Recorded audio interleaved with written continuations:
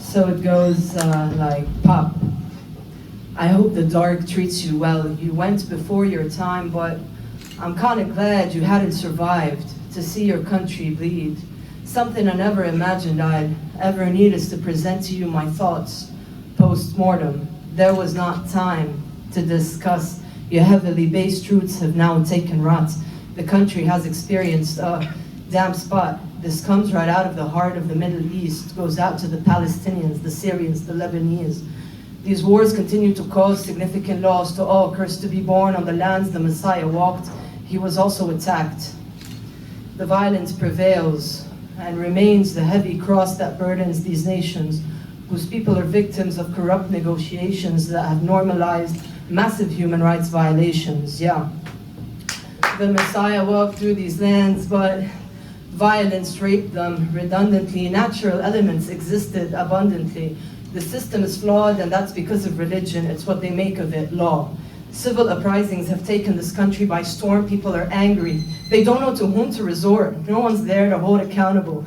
Don't get me wrong, I love my country, but that government's responsible for mass suicides in response to hunger.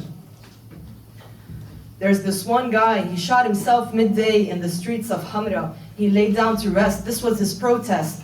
The note that he left was written on his criminal record. His slate was clean, his note read, "Ana mish kafir, bas al-jua' kafir." It was out of need. This is a shout out to all the fathers like him, struggling to feed their kin, so they'd rather die. I want to thank you, Pop, for holding your ground. You lived through a war, 30 years accumulated psychological scars. You fought for your country. You died on its land, but when you needed redemption, no one extended a hand. It pains me to see the war you fought rages on, come what may. There are no opportunities and compromises. The price my generation is expected to pay. This comes right out of the heart of the Middle East, goes out to the Palestinians, the Syrians, the Lebanese. These wars continue to cause significant loss to all cursed to be born on the lands the Messiah walked. He was also attacked. The violence prevails and remains the heavy cross that burdens these nations, whose people are victims of corrupt negotiations that have normalized massive human rights violations. Yeah. I had a friend who was into peace.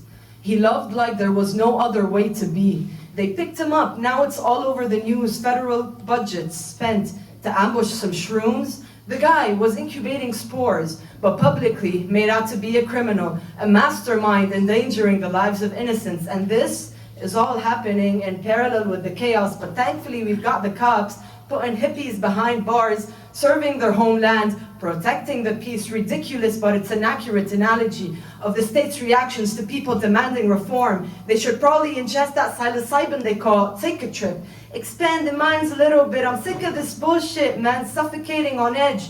I need to take a breath, pause. And now my city is only what it once was, yet another attempt to rid itself of its scars. A wounded animal, struggling to breathe, disregarded in a gutter, trying to heal along with other lands, attacked and fleeced and left naked and ashamed somewhere in the Middle East. And then came the feather, the one that broke the camel's back. Media did not portray it as a Zionist attack. They blamed it on local negligence and claimed that there was not enough evidence to throw the terrorist militias in power into the melting pot, a blast that reduced my city to mere ash. 300,000 displaced, 6,000 wounded, 200 dead. And that led to no government response. Instead, people fled to support the capital. Youth armed with brooms and food to distribute. It gives hope to see society react like that. It's our instinct. Here we are, here I am, I'm fighting for my country. Will I die on its land? Will we find redemption through this thickening fog? It settles in my mind, locks me in a dark cell. So that's what's up, Pop. That's what I gotta tell. I really hope you're doing well. I just needed to get some weight off my chest to release. Thanks for lending an ear, Pop. I can feel you, and I pray you finally resting in peace. Thank you.